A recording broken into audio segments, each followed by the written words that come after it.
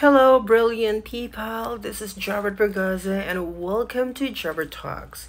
In today's conversation, I just want to share to you this idea kasi sa TikTok at sa other social media platforms, you can find so many teachers na binobroadcast yung kanilang mga estudyante. Yung ginagawang content, sinasali doon sa kanilang mga videos, especially doon sa mga kumikita na ng mga YouTube channel, for example, or yung mga Facebook page natin, kung nag income na yan, tas ini-include mo yung mga bata for the sake of like telling them na nakakatulong naman ako sa mga estudyante kasi may mga sponsors na dumarating. So, nabibigyan ko ng mga school supply yung mga estudyante. Ito yung Philippine setting ha, na halos humihingi na tayo ng, nagmamakaawa na tayo sa ating mga viewers para masuportahan ang mga estudyanteng ito. Well, walang mali doon sa advocacy mo na makatulong sa mga estudyante. Pero kung susumahin natin, yung pag-expose mo sa mga estudyante, hindi actually siya makatarungan. Okay? Hindi ibig sabihin na Philippine context ito, parang bukas na lahat. Parang bukas na libro na yung classroom mo na while you are teaching, nandun yung mga bata, nandun yung mga estudyante, kumakain, anong ginagawa nila. Tapos everyday, finifil mo sila.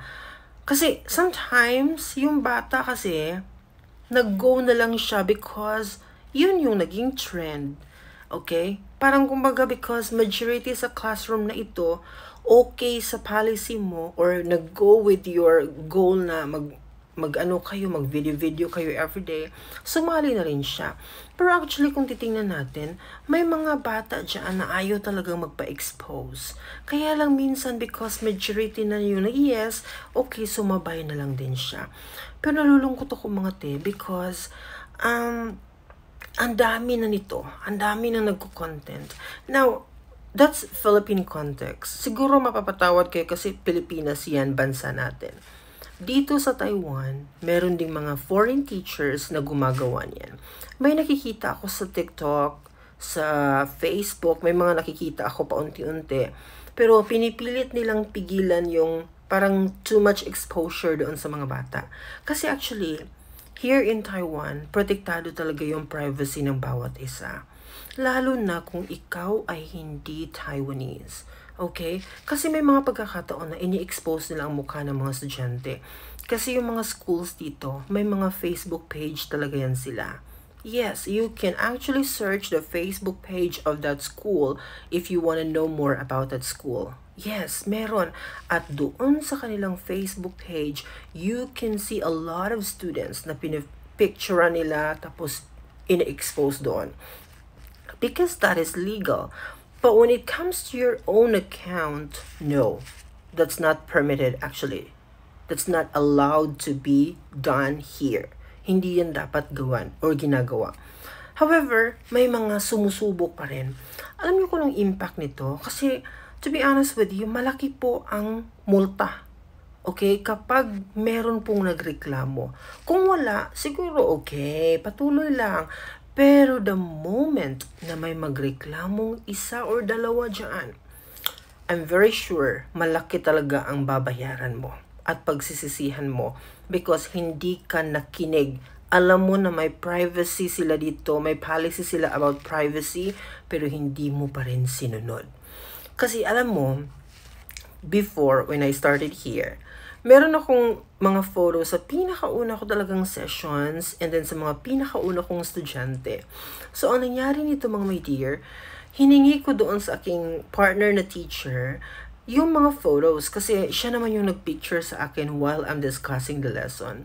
Ngayon, after nun, pinost ko agad-agad sa social media. Kasi nga, I'm very excited na magkaroon ako ng memory after a year, ganun. So, pinost ko siya. Siguro yung kapartner ko na teacher, nakita niya doon sa Facebook. Kasi may mga kukunin pa sana akong picture sa kanya, yung sa other students namin, other sections, pero hindi niya na sa akin binigay. Hindi na siya nag-send. Baka inisip niya na baka i-upload ko na naman sa mismo kong account. Kaya if you're going to check my Facebook page ngayon or sa aking Facebook account talaga, naka-hide yung mga nauna ko nang na-post na mga mukha ng mga estudyante kasi naintindihan ko na hindi talaga siya normal na gawin here in Taiwan. Na i-expose natin yung mga estudyante natin sa ating mga personal social media account. Hindi siya common here. Kaya ang payo ko sa inyo, kung gusto nyo magturo here in Taiwan or bago pa lang kayo dito, huwag kayong mag-attempt. Okay? Pwede kayong mag-picture, itago nyo lang sa cellphone ninyo for memories. Ako, ang dami kong mga pictures dito sa aking phone, sa aking mga estudyante, pero hindi ko talaga siya ma-post kasi nga hindi siya okay na gawin. So, dapat yan po ang ating pakatandaan.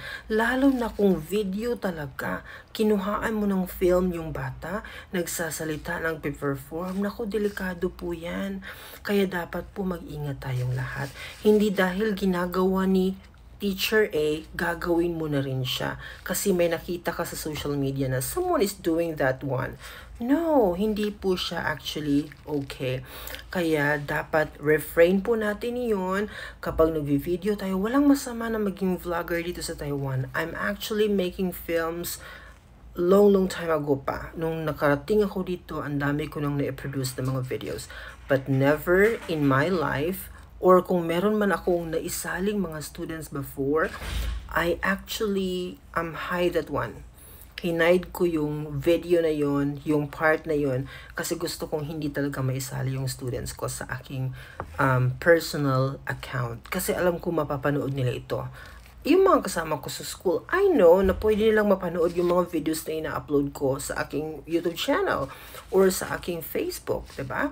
Kasi that is public, so anyone can watch. So, ang advice ko sa inyo, never involve your students sa iyong mga social media platforms. Tapos, wag mo ring ipaalam sa kanila na meron kang social media account. If ever na magtanong sila sa iyo, sabihin mo wala. Kasi ako, sa school ko, ang alam lang nila sa akin, yung first name ko lang. Hindi nila ako kilala talaga yung buong pangalan ko. No, hindi ko yan pinaalam sa kanila.